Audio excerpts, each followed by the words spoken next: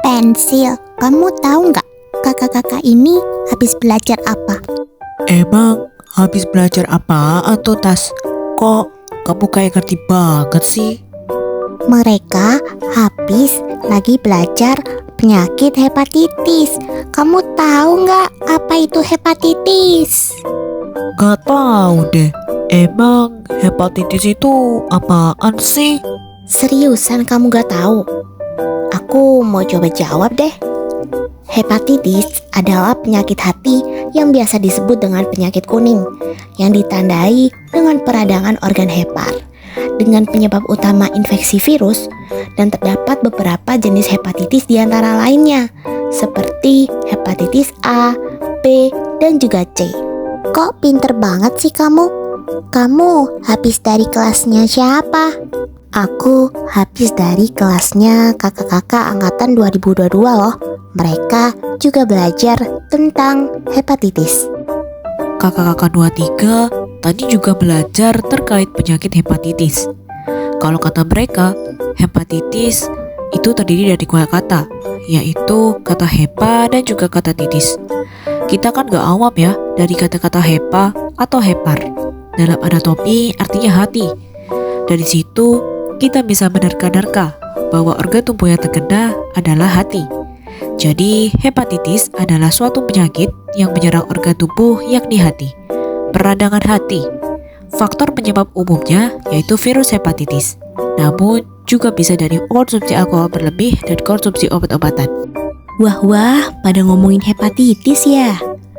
Tadi kakak-kakak 2021 juga belajar tentang hepatitis loh. Hepatitis kalau menurut mereka adalah istilah dari peradangan hati yang disebarkan oleh infeksi virus pada liver. Hepatitis ini bisa menular loh dari mulut. Macam-macam dari hepatitis itu juga ada hepatitis A, B, dan juga C. Dan masing-masingnya juga memiliki cara dalam penularannya. Penyebabnya pun juga berbeda. Hepatitis yang kurang dari 6 bulan disebut dengan hepatitis akut. Kalau lebih dari 6 bulan, artinya hepatitis kronik. Waduh, jadi adu pendapat gini ya. Emangnya dari kakak-kakak gizi ini ada hubungannya nggak ya dari hepatitis ini? Aku bantu jawab duluan deh. Kalau dari kakak-kakak 2021, mereka bilangnya hubungannya udah pasti sangat terkait. Hepatitis itu dapat dihubungkan dengan imun. Jika imun kita turun, maka kemungkinan besar kita terkena hepatitis. Untuk imun tubuh sendiri, kita bisa tingkatkan dengan makanan yang bergizi dan juga harus lengkap. Karena kalau nggak lengkap, maka akan terjadi malnutrisi atau malah bikin metabolisme jadi buruk, sehingga imun akan turun. Jadi hubungannya memang sangat penting dan sangat harus diperhatikan. Betul banget tuh. Kalau dari kakak-kakak 2022, organ hati memiliki peran penting dalam mensuplai gizi dalam tubuh. Jika organ ini terganggu, maka akan berkomplikasi lainnya. Hepatitis ini akan mengalami penurunan intake yang akan membuat penurunan nafsu makan pada individu, khususnya pada bayi baru lahir, di mana bayi yang memiliki gizi buruk maka akan memunculkan hepatitis dan bisa memberikan komplikasi akut ke kronis. Kakak-kakak kata 2023 tadi juga bilangnya kayak gitu. Korelasinya sangat erat. Hati ini memainkan peranan dalam metabolisme. Hati ini melakukan sintesis karbohidrat dan lemak menjadi lebih sederhana yang bisa diserap oleh tubuh. Jika hati ini mengalami disfungsi tertentu, maka metabolisme akan menurun dan terhambat. Orang-orang yang hepatitis, nafsu makannya juga rendah yang akan memperburuk hal tersebut dan akan mengundang komplikasi yang lain.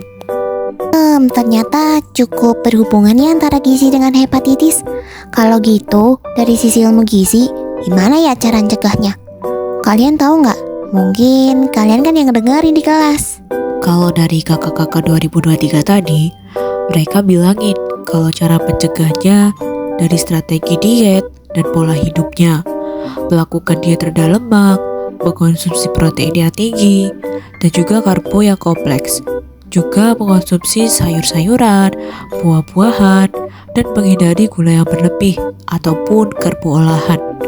Sepertinya banyak upaya yang dapat dilakukan, menjaga pola makan, dan dipastikan asupan gizinya cukup dan seimbang. Wah, betul tuh. Mungkin itu bisa menjadi salah satunya. Kalau dari kakak-kakak 2022, mereka bilangnya membiasakan hidup sehat dengan memiliki pola makan yang baik, seperti mengonsumsi protein yang tinggi, contohnya seperti telur, ikan, daging, dan dibarengin sama rutin olahraga. Salah satu yang lain yaitu vaksinasi, dan juga lebih higienis dalam mengonsumsi makanan, seperti memantau asupan lemak, mengonsumsi suplemen, dan mengonsumsi makanan-makanan yang kompleks. Bagus juga opini kalian. Kalau dari angkatan 2021, kita mengkategorikannya.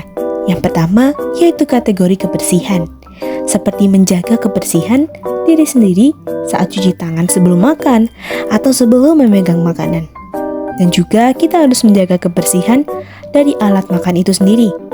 Kalau makan, jangan campur dengan teman yang hepatitis. Kita bisa menjaga dari sisi makanannya. Selain itu, kita juga bisa mengkonsumsi makanan sehat, contohnya yang sesuai dengan pedoman gizi seimbang. Dan makanan-makanan yang cukup seperti protein, sayur buah, dan juga harus teratur. Jangan suka-suka hati. Kita harus mengerti makanan yang kita konsumsi sesuai dengan standar yang sudah ditentukan atau belum. Keren-keren juga cara mencegahnya ya.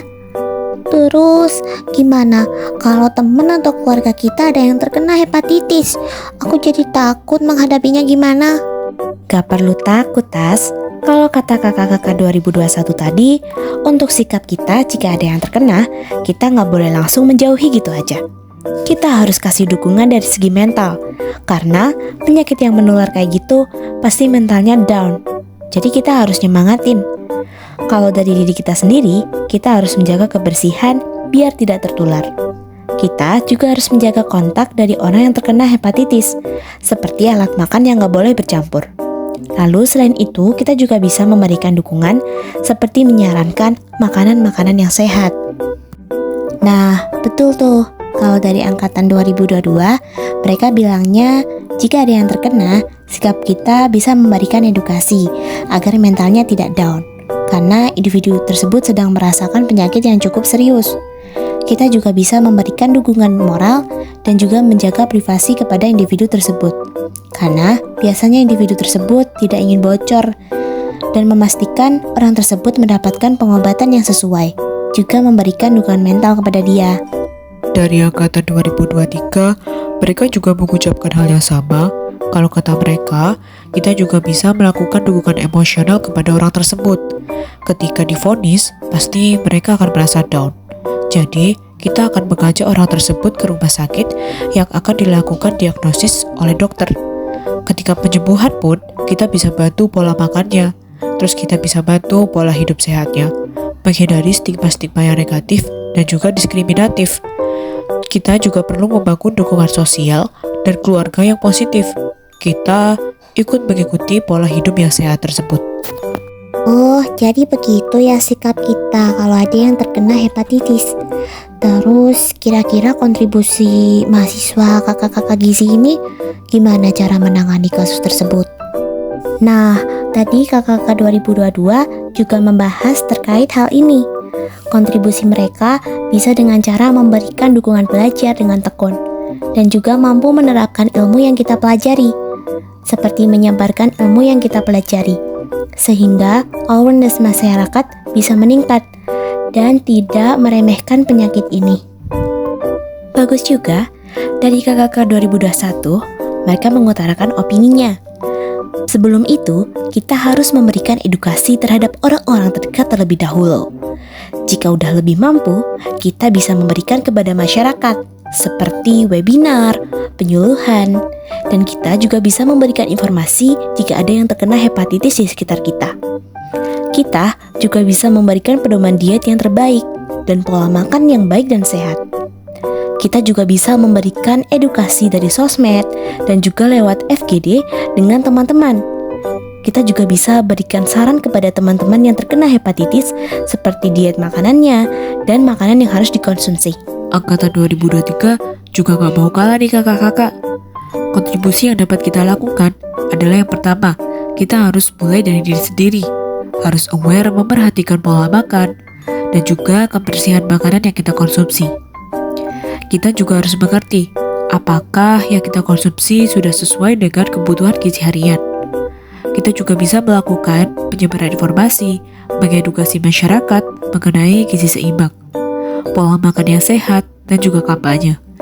Kita harus mampu mengedukasi masyarakat, sehingga masyarakat akan menjadi lebih aware. Ternyata cukup banyak ya kontribusi mahasiswa gizi dalam menangani kasus ini. Kalau harapan kalian untuk penyandang penyakit hepatitis bagaimana? Kalau dari aku, harapannya yang pertama tetap semangat pada teman-teman yang menyandang hepatitis.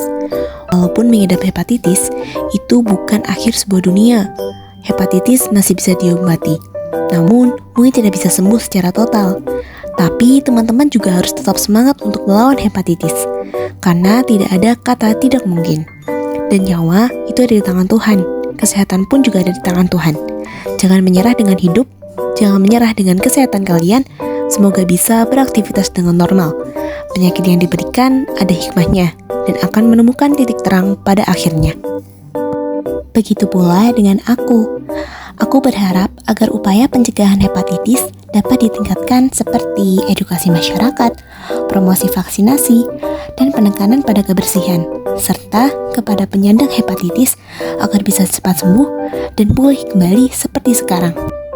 Kalau dari aku berharap untuk penyandang agar mereka mendapatkan dukungan emosional, khususnya dari masyarakat, dan terhindar dari stigma negatif dan diskriminasi.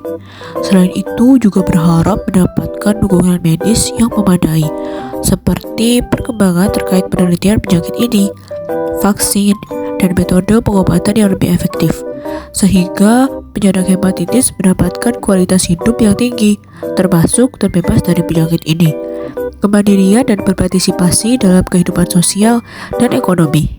Wah, sungguh mulia ya harapan-harapan kalian. Pembahasannya jadi sepanjang ini deh.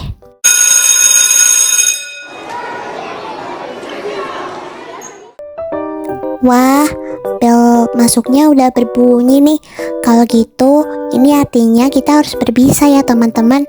Dadah pensil, dadah krayon, dadah penggaris, dadah kalkulator. Semoga kita bisa bertemu kembali dan membahas tema yang lain. Bye-bye.